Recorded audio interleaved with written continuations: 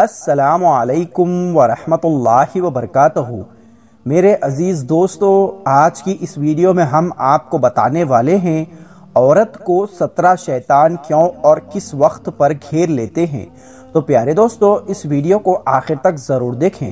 Video شروع کرنے سے پہلے آپ سے ایک چھوٹی سی گزارش ہے، اگر آپ اس چینل پر پہلی بار آئے ہو تو ہمارے اس اسلامک یوٹیوب چینل کو سبسکرائب کر کے بیل آئیکن کو ضرور دبا دیں تاکہ آپ ہماری فیملی کا حصہ بن سکیں۔ تو آئیے شروع کرتے ہیں ویڈیو۔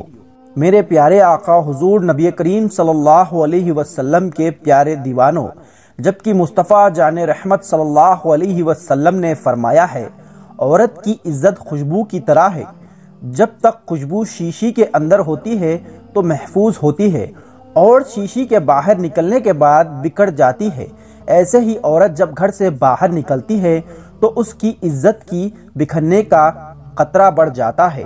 عورت جب بے پردہ اکیلے گھر سے باہر نکلتی ہے تو 17 شیطان اس کے ساتھ ہوتے ہیں اور اس کو یعنی اس عورت کو خوبصورت بنا کر پیش کرتے ہیں اور مردوں سے کہتے ہیں، اس کو دیکھو، اس کو تکو، اور ان کے دلوں میں گناہ کے وسوسے پیدا کرتے ہیں۔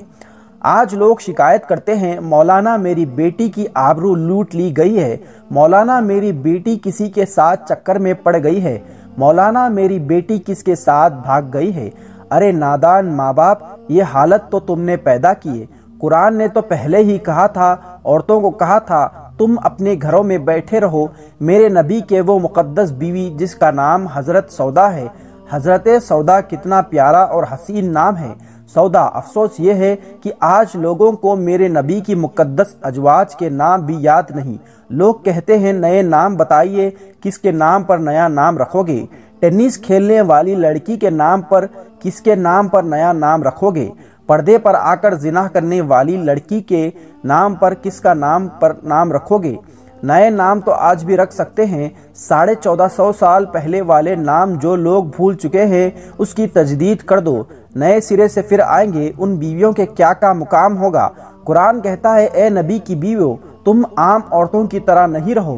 قرآن جن کی عظمت کو واضح کرے، وہ حضرت سودا، وہ ماں عائشہ، وہ ماں خدیجہ، وہ ماں زینب بنت حجاج، وہ حضرت محمونہ، وہ حضرت ام حبیبہ، وہ حضرت جویریہ، کیسے عظیم نام ہے۔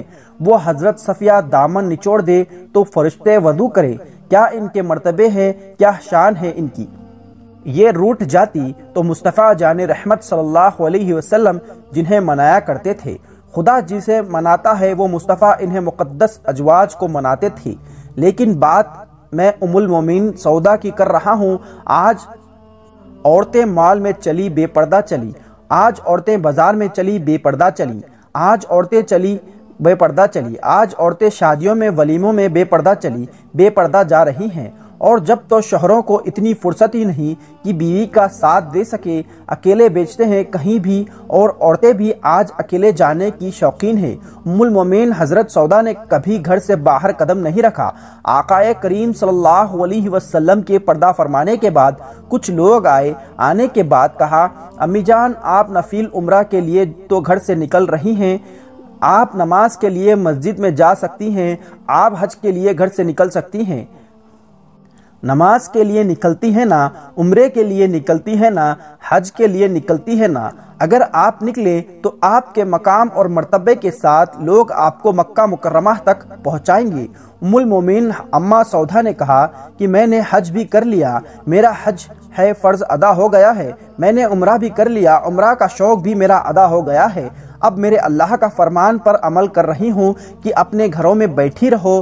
میں اپنے گھر میں بیٹھ گئی ہوں، کبھی کسی نے ان کو قدم گھر سے باہر نکلتے ہوئے نہیں دیکھا۔ لیکن جب سودا کو گھر سے باہر نکالا گیا تو حیات ظاہری میں نہیں بلکہ حضرت سودا کا جنازہ نکالا گیا۔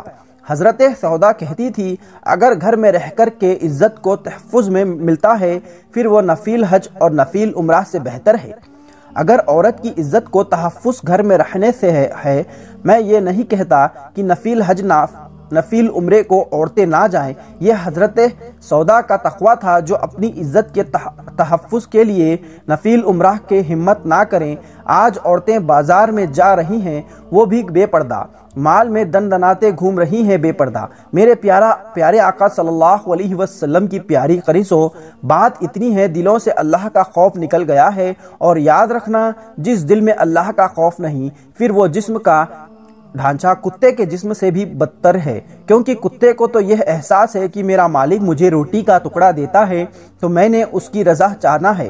اگر انسان کے دل میں یہ احساس نہیں، جس مولا نے سب کچھ دیا ہے اس کی خوشی کا خیال نہیں، گناہ میں ذلت بھی ہے، گناہ میں رسوائی بھی ہے، گناہ میں رزق کی تنگی بھی ہے، اللہ کی نافرمانی آبرو کو خطرہ بھی ہے، اللہ کی نافرمانی کرنے میں حسن کو 100 دھکے بھی ہیں۔ آؤ اللہ کی نافرمانی سے توبہ کر لے، آؤ اپنی زندگی کو تبدیل کر لیے، اسی لیے کہ توبہ کے دروازے آج بھی کھلے ہوئے ہیں۔ پیارے عزیز دوستوں، آج کی اس ویڈیو میں بس اتنا ہی، ملتے ہیں پھر ایک نئی ویڈیو کے ساتھ، تب تک کے لیے اللہ حافظ۔